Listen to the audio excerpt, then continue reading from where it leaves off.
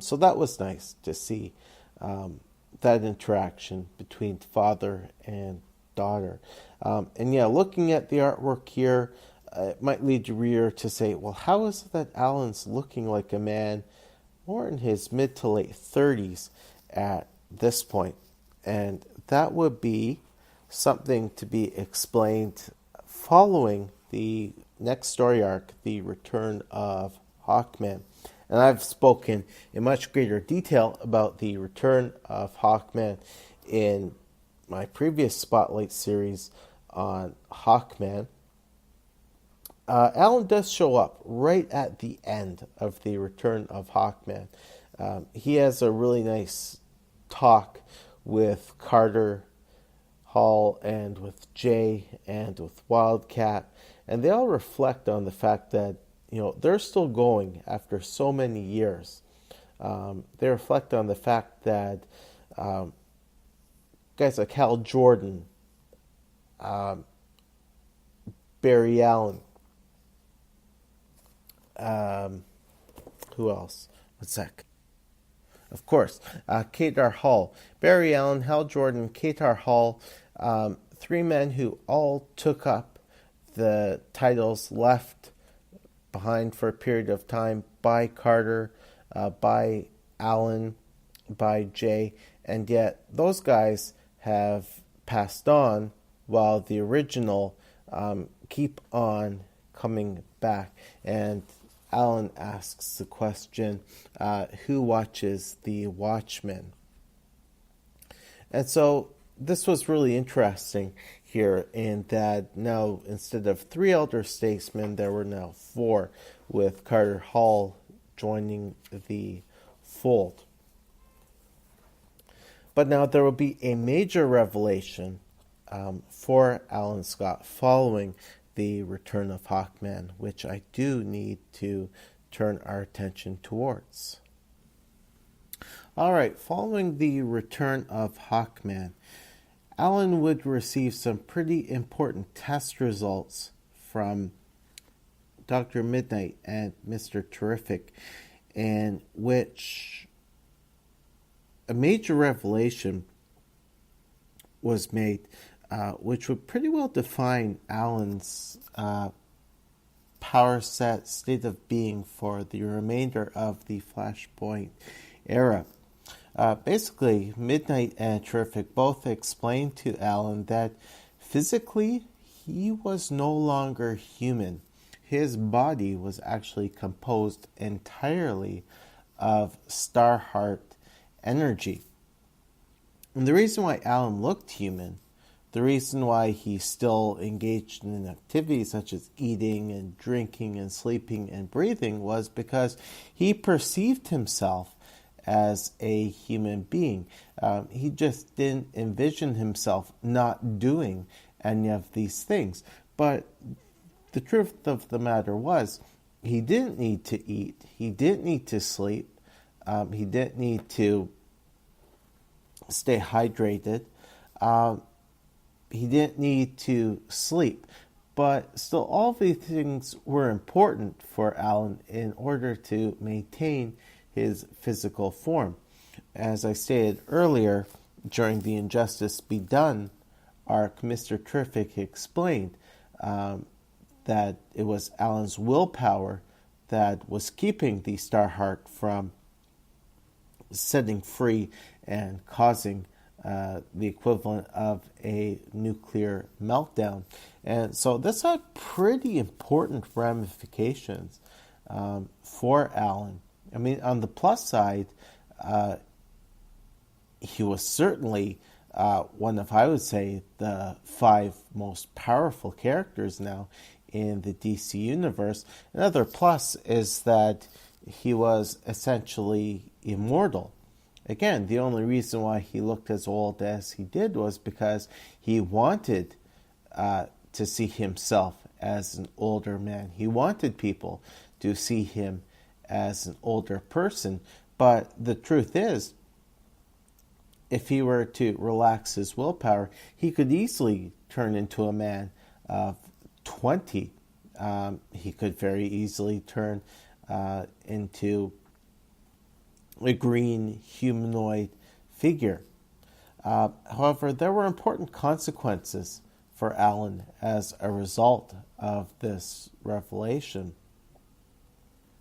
And the big one is that Alan would have to face the fact that there would come a time when all of his loved ones had passed on and he would continue to exist. I remember talking about Underworld Unleashed in my last episode spotlighting Alan's career. And I spoke about how for him it didn't matter to him that his wife was so much older than he was. His mind was still that of a man who was in his 70s or 80s. But still, he felt bad that he looked so much younger than his wife Molly. And so over time, he looked for ways to expel part of the Starheart energy in a safe way so that he could look older. But now he was faced with the fact that he didn't really have a human body per se. He could still have blood drawn, but as Dr. Midnight discovered, any time a sample of Alan's blood was brought into contact with a wooden object, such as a tongue depressor, the blood would turn into emerald flame and then dissipate. So this added a really tragic element to Alan's character, and one that I don't think has really been followed up enough over the years. I think that would make for a really great hook for the character, in that he cherishes his family and his teammates, and so that's really what drives him to continue to be a hero, to look out for his loved ones. But at the same time, he knows that the cost of being a superhero is it takes away from time that he could have with his wife, and that there will come a day when he'll still be a character in costume, but his wife won't even be there by his side. Now, I think that this helped artists going off the page and looking at real-world benefits of giving Alan this new status quo. Since he only appeared to be human, and since the implication was that he was willing himself to appear so much older, artists would now be allowed to take a certain amount of license with regards to how they depicted him physically.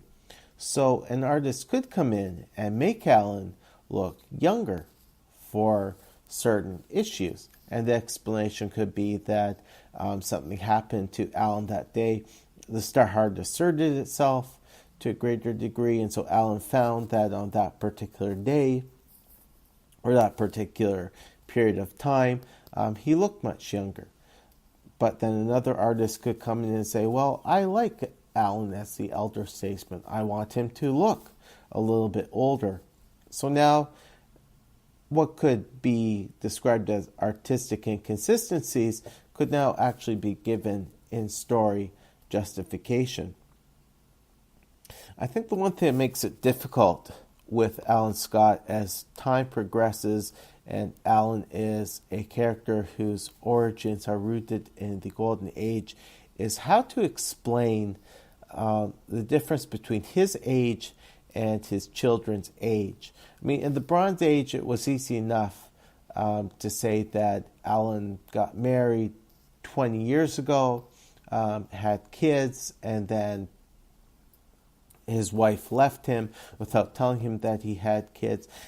It didn't seem too much of a stretch in the Bronze Age for Alan to have children who were only in their late teens or early 20s. But now, as we're into the 20-teens, it does seem harder to explain how Alan, as a man who is really close to 100 years old, would have children who are in their 20s. if I were to have the opportunity to explain things, I would say that chronologically, Jenny and Todd, aka Jade and Obsidian, were born probably sometime in the 1960s. However, when their mother sought to take them elsewhere, they ended up becoming lost in time. And so when they came out of the time portal, they were rescued, put into foster care.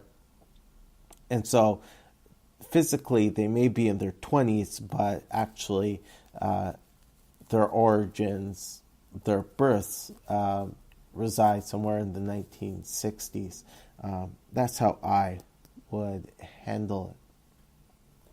But this is a revelation which stuck through the rest of the pre-Flashpoint era.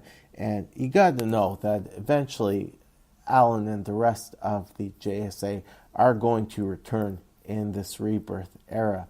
And so it's going to be interesting to see if, when Alan makes that comeback, if he will still have the Starheart energy residing with him, or if they're going to backtrack and make him fully mortal again and give him a ring and a lantern. Folks, I don't know where the time is going. I'm already down to my last 3 minutes here. The next major story arc which I want to talk about is the Princes of Darkness story arc.